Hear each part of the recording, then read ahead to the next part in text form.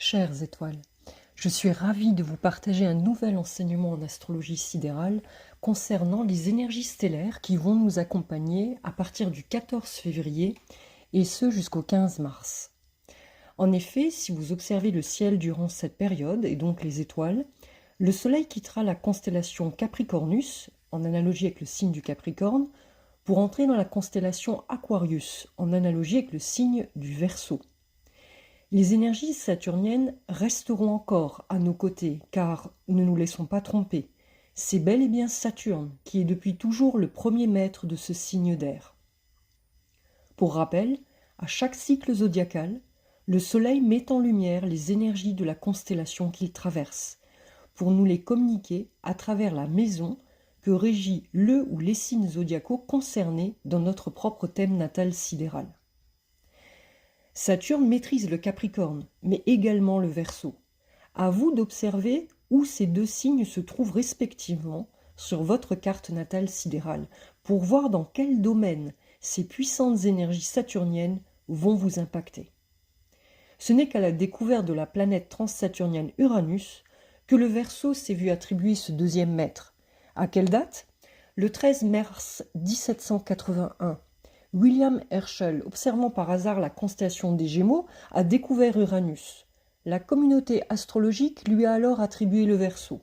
Mais pas que, à vous de faire vos recherches. Petit rappel concernant les différences énergétiques qu'accorde Saturne à travers ces deux constellations. Le Capricorne est un signe cardinal, donc de commencement, et de polarité féminine, c'est-à-dire introspectif, qui intériorise tout, qui analyse au calme et en profondeur tous les aspects qui lui permettront d'atteindre son but. Saturne est justement son maître car en analogie avec la discipline, la rigueur, la persévérance, le travail de longue haleine, les limites, mais aussi l'élévation sociale liée au mérite et la reconnaissance de son parcours car en lien avec la maison 10. Ici, c'est la maison qui est au zénith dans un thème natal. Elle représente la place que le natif souhaite avoir dans la société, le rôle qu'il souhaite tenir au sein de la communauté, comment il souhaite être perçu dans ce monde par les autres sur le plan socio-professionnel, bref, sa place dans le monde. Saturne, dans ce signe de terre, permet justement de concrétiser dans la matière les attentes du natif sur ces questions, de lui permettre d'atteindre son but. En Capricorne, on l'associe à des hauts postes de direction, politiciens ou encore un chef de file dans les hautes sphères administratives, qui, avec une volonté hors norme, a gravi seul, un à un, les échelons qui le mèneraient tôt ou tard vers la plus haute marche du succès, non sans avoir pris des coups ou rencontré de puissants adversaires sur sa route. Saturne représente bel et bien le parcours long, fastidieux, mais nécessaire à la concrétisation dans la matière de ce que souhaite le natif. Le Verseau, quant à lui, est un signe fixe, c'est-à-dire doté d'une forte volonté, de polarité masculine, c'est-à-dire qui agit cette fois-ci de manière extravertie. Il est expansif, énergique, enthousiaste, à l'idée d'exprimer ses valeurs concrètement dans la matière. C'est pourquoi ce signe d'air est associé à la maison 11, sous la gouverne de Saturne toujours, car ici il n'y a pas de pouvoir égotique. Saturne est l'ennemi du Soleil, comme le rappelle l'astrologie indienne, mais bel et bien un pouvoir collectif basé sur des valeurs respectueuses de chacun. En effet, le natif souhaite dans cette maison 11 rencontrer ceux qui l'accompagneront dans le rôle choisi justement au préalable en maison 10. Cette maison 11 représente le fruit de ce que nous apportons à la communauté, c'est-à-dire là où le natif partage ses dons et talents avec autrui. Il recherche ses semblables, un groupe d'amis pour pouvoir échanger, partager, construire cet idéal. Bref, être récompensé d'une manière ou d'une autre par le biais de ses talents qui lui permettront d'en vivre, mais avec l'aide toujours des autres et dans le respect de chacun. Avez-vous déjà vu un boulanger ? Il a besoin de l'agriculteur qui sème son blé, il a besoin du transporteur pour la livraison de sa matière première, il a besoin de clients pour acheter son produit. Cette chaîne humaine est la symbolique parfaite du pouvoir de Saturne en Verseau, qui représente la cité avec un grand C, où chacun apporte ses compétences en vue d'établir une communauté responsable et dotée de fortes valeurs qui pérenniseront l'édifice construit. Vous me direz Uranus là-dedans, qui est souvent associé effectivement de prime abord avec le signe du Verseau. Il est le deuxième maître du Verseau, dans le sens où il est associé au progrès, à la vision de ce futur qui appelle chacun à apporter sa pierre à l'édifice, à être innovant, créateur, porteur de valeurs humaines d'entraide, mais toujours dans le but d'améliorer la société dans le respect de chacun, avec pour socle l'équité et le partage des connaissances, et non pas dans le but d'imposer ses idées ou ses croyances au plus grand nombre, en écartant en plus ceux qui seront d'avis contraire. Tiens, ça me rappelle quelque chose. C'est une puissante énergie qui est toujours porteuse de synchronicité, de changements rapides et brusques, d'émergence de nouvelles idées, afin de bouleverser l'ordre établi et d'annoncer une nouvelle voie à suivre. Ou pas. Je tenais à rappeler ici que certaines castes illuminées s'acharnent à ancrer en nous que nous sommes à l'ère du Verseau. Il n'en est rien. Regardez en vous et autour de vous. Êtes-vous libre? La société accorde-t-elle à tous les mêmes droits? Sentez-vous un renouveau de paix et d'altruisme avec pour socle l'équité et la sérénité de vivre en communauté? Nous sommes bel et bien à l'ère des poissons, encore pour environ 360 ans. En effet, avec la précession des équinoxes, nous savons que nous faisons un voyage dans la bande de l'écliptique environ 26 000 ans, soit 2160 années par signe, c'est la durée d'une ère. Quand on parle de l'ère du poisson, on parle en réalité de la constellation où se lève le soleil le jour du printemps. Le 20 mars 2021, le soleil s'est levé à 5 degrés des poissons. Il nous reste donc à parcourir 5 degrés dans ce signe avant d'entrer dans le précédent, soit le Verseau, puisque la précession des équinoxes va à reculons, dans le sens contraire du zodiaque. Il nous reste donc mathématiquement 5 fois 72, c'est-à-dire 360 ans avant que le soleil ne se lève autour du 20 mars dans les dernières étoiles du Verseau. Ce sera alors vraiment l'ère tant attendue du Verseau. Mais certains s'acharnent à faire venir cette ère du Verseau à travers le transhumanisme, à travers justement l'IA, à travers le contrôle des masses. On est bel et bien donc testé sur notre foi. Pas la foi dogmatique imposée par des hommes, mais la foi en vous et dans votre pouvoir créateur illimité, dont seule la clé du cœur nous permet d'y avoir accès. On est testé sur « aime ton prochain comme toi-même ». Le Verseau est le symbole de l'amitié, de cet amour fraternel qui unit les hommes pour un but commun, vivre ensemble dans le respect de chacun, sans être sous le joug d'une autorité qui ne répondrait qu'à la recherche d'un pouvoir égotique. Lié à la Révolution, Uranus est la planète associée à cette énergie électrique qu'on n'a pas le temps de voir venir mais qui ébranle avec force et de manière soudaine. On pourrait le comparer à l'électricité, à la foudre. Et c'est aussi que se caractérise le tempérament sanguin du Verseau. Il paraît sûr de lui, donne l'impression d'une grande confiance en lui, il a ce côté enthousiaste qui le rend extraverti, enclin à aller vers les autres. Il est remarqué pour son franc-parler et aussi et surtout pour son sens du relationnel. Il s'intéresse aux autres, mais ne souhaitera jamais être dirigé par contre. Il aimera toujours être le meneur du groupe. Dans la trilogie des signes d'air, le Verseau intervient après le Gémeaux, premier signe d'air mutable, qui met l'air au service de ses capacités intellectuelles et pratiques. Après vient la Balance, le deuxième signe d'air qui est cardinal. Donc l'air ici permet d'entrer en contact avec les autres, qui s'associent, se met en relation, commercialise aussi. Tandis qu'ici en Verseau, l'air est associé aux nouvelles idées afin de partager un idéal de vie en commun avec toujours en son cœur l'humain et sa capacité à progresser. Le Verseau en tant que signe fixe n'a pas les inconvénients des deux signes précédents et c'est bien là qu'on retrouve les énergies saturniennes. Il n'est pas juste curieux et superficiel ou encore dépendant des autres, non. Lorsqu'il a la maîtrise de ses énergies, il se suffit à lui-même. Son mental l'aide à repenser le monde, à voir toujours le futur qui permettrait de faire progresser l'homme, là où son orgueil peut le perdre. Il a les connaissances et à ce moment-là, il n'écoute plus le point de vue des autres. C'est son défi à relever. Saturne alors fait son œuvre et limitera le natif lorsqu'il est ainsi, afin qu'il ne perde pas le but de son projet d'âme, échanger des idées au sein du collectif, pour le collectif et au nom du collectif, sans chercher à y être en son centre. N'oublions pas que Saturne est le maître du karma et qu'il comptabilise consciencieusement nos actes dans cette vie afin d'appliquer tôt ou tard la loi de cause à effet.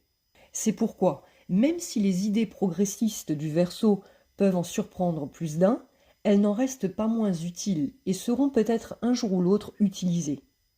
Le Verseau doit apprendre à ne pas prendre la mouche ou à tourner les talons dès que ses idées n'ont pas été de suite comprises ou acceptées par le groupe, mais partager celles-ci aux autres sans chercher à les imposer ou à déclarer qu'il est porteur de l'unique vérité, tout en conscientisant qu'il faut du temps, souvent, pour accepter la nouveauté. Le Verseau est un signe d'air altruiste, généreux et sensible, surtout lorsqu'il œuvre pour une cause qui lui tient à cœur. Mais il a aussi un caractère bien trempé, doté d'un esprit indépendant qui, en souhaitant trop sa liberté, refuse justement le compromis. Il est clair qu'il n'est pas corruptible, surtout lorsqu'on l'attaque sur ce point. Et c'est là que gît son côté obscur. Être tyrannique quand il choisit d'imposer celle-ci aux autres. Il peut se montrer intolérant quand il s'agit de lutter contre les inégalités. Il peut être transgressif dans ses actions dans le but de briser les codes. Vous l'aurez compris, le Verseau est progressiste, autonome, porteur d'idées nouvelles, libre penseur qui a besoin d'expérimenter celles-ci de manière concrète au sein d'un groupe. Toujours tourné vers le futur, le Verseau n'est pas ici et maintenant. À force de se tourner énergétiquement toujours vers le futur, cela a des conséquences sur son physique. Et cela peut lui apporter beaucoup plus de temps pour rehausser ses énergies et pour pouvoir repartir de plus belle. L'ancrage est primordial pour ce signe d'air, car il ne doit pas oublier qu'il est incarné sur Terre et que celle-ci lui permet d'expérimenter et de matérialiser ses idées ou ses projets. Il a des idées incroyables qui peuvent frôler le génie. Elles peuvent permettre de trouver des solutions à des problématiques sociétales. Il est un véritable concepteur, même si parfois il peut manquer de réalisme et de sens pratique. Un jour pourtant, ses idées seront porteuses de sens. C'est là que réside sa liberté. Celle de ne pas faire n'importe quoi, n'importe quand, mais être libre dans sa destinée. Il tient alors à la préserver coûte que coûte. Il cherche à s'affranchir de la pensée unique ou de masse qui ne réfléchit pas par elle-même. Il suffit alors pour lui d'être libre et de ne pas suivre les règles qui l'empêchent d'aller vivre dans les habitudes et le train-train. Il recherche et privilégie avant tout sa souveraineté d'être. Mais le Verseau a besoin d'échanger, et donc de partager avec les autres tout ce qui anime ses pensées. C'est donc naturellement qu'il est associé à l'amitié qu'il chérit plus que tout. Cet amour qui n'emprisonne pas l'autre, il apprécie l'authenticité des liens, le pouvoir de transformation de cette vraie amitié, celle qui ne juge pas l'autre et qui n'a pas besoin d'être entretenue tous les jours, lui permettant de savourer, même ici, sa précieuse liberté. En acceptant de partager ses idées, même utopistes au plus grand nombre, le natif du Verseau souhaite à sa manière être le précurseur d'un monde humaniste plus juste à venir sur Terre. Il est persuadé que tout est possible, qu'un monde nouveau peut émerger à travers des personnes qui éveilleront les hommes au travers de leurs connaissances en les sortant du carcan où ils se sentent encore prisonniers. C'est tout naturellement que l'on retrouvera beaucoup de scientifiques précurseurs dans leur domaine être marqués par les énergies de ces étoiles. Mais avoir autant d'idées a ses limites, car on pourrait reprocher au Verseau de ne pas aller au bout de ce qu'il a entrepris. Porteur de 1001 projets, le natif n'a de cesse d'expérimenter les sages, de découvrir de nouvelles techniques, de se reconnecter à de nouveaux savoirs. Bref, vous l'aurez compris, il ne tient pas en place, tout comme l'air qui le caractérise. Son ego peut chercher à prendre le dessus sur sa mission de servir l'humanité, et c'est bel et bien son paradoxe. Il souhaite contribuer à améliorer le monde avec sincérité, tout en souhaitant parfois se voir décerner des lauriers pour toutes les idées qu'il a partagées, ou pour certains, se sentir incompris dans son génie, et qui pensera que l'humanité ne mérite pas ses trouvailles. Il peut néanmoins recevoir la gloire s'il ne la cherche pas de lui-même. Respect Saturne, comme dirait une étoile qui se reconnaîtra dans mes propos. Saturne, en effet, ne souhaite pas briller comme le Soleil, mais crée dans la matière une structure, un socle sur lequel tout l'édifice sera bâti. L'ensemble des hommes est ce qui fait la force de l'ouvrage. Enfin, le natif du Verseau peut se montrer impatient et être allergique à un nombre incalculable de choses. Il peut également nier sa dualité, sa part d'ombre chez lui et chez les autres. Il n'est pas à un paradoxe près. Néanmoins, sa qualité première est bel et bien sa loyauté, sa disponibilité auprès de ses amis, auprès d'un groupe, qui pourrait compter sur ses conseils, sa présence et donc son amitié.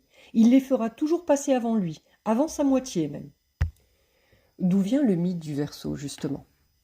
Ea, ou Aya en akkadien, ou encore Enki en sumérien, est considéré comme le maître des eaux douces souterraines, Apsu, de la sagesse, des arts et des techniques, des eaux douces, de la magie et de l'exorcisme. Dans les récits mythologiques, c'est une divinité très importante, qui intervient à plusieurs reprises en tant que démiurge ou conseiller, et aide lors des situations de crise que rencontrent les autres grandes divinités. Il était vénéré en Mésopotamie, notamment dans la ville d'Éridu, dont il était le patron, et disposait de sanctuaires dans de nombreuses villes. Son culte a connu un grand succès durant l'Antiquité. Le terme Ea était interprété par les anciens Mésopotamiens comme dérivé du sumérien signifiant « maison de l'eau ». Les Égyptiens, quant à eux, associaient la constellation du Verseau à la crue annuelle du Nil, et grâce au débit de ce fleuve, ils pouvaient s'approvisionner pour irriguer les champs cultivés et utiliser l'eau pour la consommation domestique. Selon la tradition, le début du printemps est marqué par la constellation du Verseau. On dit qu'Aquarius a plongé sa cruche dans le Nil et provoqué ainsi une inondation. Ganymède est ce bel adolescent qui fut enlevé puis choisi comme échanson, c'est-à-dire une personne qui apporte du vin, un prince, un roi ou un dieu. Il a donc été choisi pour servir Zeus en remplacement de la déesse Hébé. Fils du roi Tros, qui donna son nom à Troie, et d'une nymphe, c'était le plus bel adolescent vivant sur la terre. C'est pourquoi il fut choisi pour demeurer parmi les dieux afin d'être l'échanson de Zeus. Il versait l'ambroisie, la nourriture délicieuse qui donnait aux dieux l'immortalité, et leur conservait une éternelle jeunesse, ainsi que le nectar, breuvage mythique des dieux. Ganymède fut placé dans le ciel sous la forme de la constellation du Verseau, à côté de la constellation de l'Aigle. Il est aussi apparenté à l'amour homosexuel. Je vous invite à faire vos recherches. Saturne, Chronos, le titan, dévoreur d'enfants. Chronos est le plus jeune fils d'Ouranos, le ciel, et de Gaïa, la terre. Leurs enfants les plus intelligents furent les titans et les titanides. Chronos, ou appelé aussi Saturne chez les Romains, devint leur roi. Il épousa sa sœur Rhéa. Selon la version la plus connue, sa mère, Gaïa, s'était plainte auprès de lui du traitement que lui infligeait Ouranos. Il avait repoussé dans ses entrailles les géants aux 100 bras et les cyclopes, alors qu'elle s'apprêtait à les mettre au monde, où il les avait emprisonnés. Elle donna alors à Chronos une faucille de silex avec laquelle il attaqua Ouranos et l'émascula. Chronos lança les organes génitaux tranchés derrière lui, et les gouttes de sang donnèrent naissance aux Érénies, aux géants et aux nymphes, dont Vénus. Ainsi Chronos régna à la place d'Ouranos, mais rapidement, il devint aussi brutal que son père. Il emprisonna de nouveau les géants et les cyclopes dans la terre, et ayant été averti que l'un de ses propres enfants le détrônerait, de la même façon qu'il avait lui-même détrôné son père, il les avait avalés un par un, au fur et à mesure qu'ils naissaient. Sa femme et sœur, la titanide Rhéa, donna naissance successivement à Hestia, Déméter, Héra, Hadès, Poséidon et Zeus. Chronos parvint à les manger tous, à l'exception de Zeus, que Rhéa avait confié à sa mère Gaïa. Elle y substitua une grosse pierre enveloppée de l'ange que son père dévora à sa place. Zeus ainsi fut élevé en secret par les nymphes du mont Dictée, en Crète, nourri du lait de la chèvre Amalthée, pendant que les curettes frappaient leurs boucliers de leurs lances pour éviter que Chronos n'entendît les cris du bébé. Zeus épousa plus tard l'Océanide Métis, qu'il persuada de donner à Chronos un vomitif afin de lui faire restituer les 5 autres enfants. Une guerre s'ensuivit, au terme de laquelle Chronos fut détrôné en faveur de Zeus par ses enfants et avec l'aide des géants et des cyclopes que Zeus avait libérés. Chronos fut jeté dans les profondeurs du Tartare.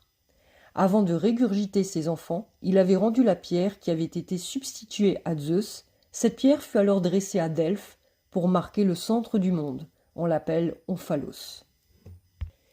Et l'amour dans tout cela.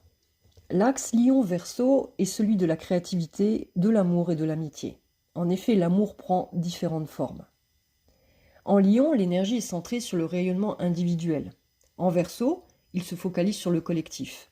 L'un apprend de l'autre, et un équilibre de l'amour de soi et de l'amour pour ses semblables est à trouver. Le Lion consolide l'ego, alors que le Verseau nous apprend la notion d'altruisme. La générosité s'exerce non pas pour obtenir la reconnaissance du petit moi, mais pour le bonheur du plus grand nombre. Souvenons-nous quand même que le Verseau est le 11e de cette roue zodiacale, ce qui implique qu'il doit avoir compris le sens spirituel des 10 premiers signes, Et l'ego lié au lion, son complémentaire, doit être équilibré pour qu'il puisse libérer son plein potentiel humaniste. Le Verseau n'est pas la mort de l'ego, c'est un programme lié au poisson. Mais la compréhension que la richesse unique d'un seul peut faire toute la différence dans le groupe. C'est en regardant le signe du lion. Ce n'est pas l'ego qui pose problème, tout le monde en a un, y compris le poisson. C'est l'ego malade, celui qui prend toute la place, celui qui crie, celui qui se croit supérieur aux autres ou même le centre du monde, qui doit être équilibré, voire même guéri. Or, le problème, c'est qu'en ne reconnaissant pas sa propre faille égotique, le Verseau prend le risque de l'occulter, la refouler, et donc de la voir revenir à lui tel un boomerang dès la première occasion. La vie le testera sur ces petits détails, en se faisant parfois rejeter par les uns et les autres et encensé par d'autres.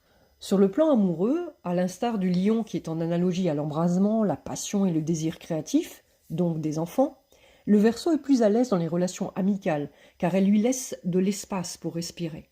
Il craint en fait la fusion, la possession, la manipulation et les attentes de la passion amoureuse. N'oublions pas que son maître principal est Saturne, et que celui-ci est plutôt froid et détaché, par peur. Mais il peut encore une fois jouer sur un paradoxe, en choisissant l'union libre. On ne doit rien à l'autre en fait. Mais en pratique, il sera un être d'engagement loyal, avec de profondes convictions. Si le cœur ou le doute s'installe, il choisira de ne pas continuer l'aventure dans des amours mortifères. Il ne se voile pas la face. Je tenais donc à souhaiter une joyeuse renaissance aux natifs du Verseau. Que vos idées et vos concepts nouveaux pour sortir des structures établies, de ces concepts politiques traditionnels qui nuisent à la communauté, s'élèvent enfin dans la communauté. Votre volonté de prendre de nouvelles routes, de privilégier la liberté plutôt que l'asservissement, de chercher à travers les sciences de nouvelles façons de guérir ou d'aider les autres. Soyez l'air que tous entendront dans les villes. Pas un appel sans réflexion, mais bel et bien à travers des initiatives populaires, où l'on verra émerger des forces de proposition, de la solidarité entre les hommes et les peuples, et non pas des luttes, des divisions liées à la destruction, qui engendreraient toujours et encore des futures réprimandes désastreuses pour certains et des enfermements pour d'autres. Qu'est-ce que les énergies saturniennes vont nous apprendre sur nous-mêmes durant ces quelques semaines ? Si le mois passé, nous avons tous été amenés à mettre en place de nouveaux projets, de nouvelles structures, à nous diriger vers un nouveau but, ici en Verseau, il sera important de prendre ce projet par rapport à la communauté, de se tourner vers les autres, de conscientiser que seul on va vite, mais qu'ensemble on va plus loin. Oui, les peurs liées à des mémoires collectives passées remontent, et elles sont plus fortes que jamais. Et elles peuvent faire ressurgir des peurs en nous, comme la perte de nos économies, la spoliation de nos biens, le manque de nourriture, l'irresponsabilité de certains de nos concitoyens qui agissent sur le quotidien de tous, les politiques qui peuvent contraindre nos libertés et nous asservir encore plus. Vous l'aurez compris, tout ce qui peut actuellement mettre le feu aux poudres. Et c'est là que Saturne, avec Uranus, peuvent intervenir. Sachez que Saturne en Verseau nous parle du pouvoir collectif, de la force du nombre qui peut faire fléchir le joug égotique d'une poignée de personnes. Saturne privilégie le changement, non pas dans la lutte d'un pouvoir de caste ou égotique, ou pour une seule branche illuminée de la société, mais pour garantir la liberté de chacun, de pouvoir vivre avec dignité dans cette société, sans se soucier d'avoir faim, d'avoir un toit sur la tête, et surtout d'avoir des rêves concrets pour demain à partager avec d'autres au sein de nos sociétés. La politique sera au centre des préoccupations, tant les peuples se soulèveront pour défendre leurs droits. Je rappelle la définition d'une cité selon l'Antiquité. C'est une communauté politique dont les membres, les citoyens, s'administraient eux-mêmes. Est-ce le cas aujourd'hui ? Reprenons, chères étoiles, notre pouvoir souverain. Soyons un exemple à suivre pour d'autres qui souhaitent une paix, non pas symbolique ou médiatique, mais réelle, durable, afin de garantir un meilleur avenir pour la jeunesse de demain et pour protéger toujours et encore les plus faibles. Saturne est lié, justement, à la vieillesse, au respect des personnes âgées. Il est le maître du karma et il comptabilisera ce à quoi nous nous sommes attachés durant cette période et récompensera, avec le temps, ceux qui ont été respectueux et fidèles dans leur dévouement et l'entraide aux autres. La récompense ne vient pas toujours là où on l'attend.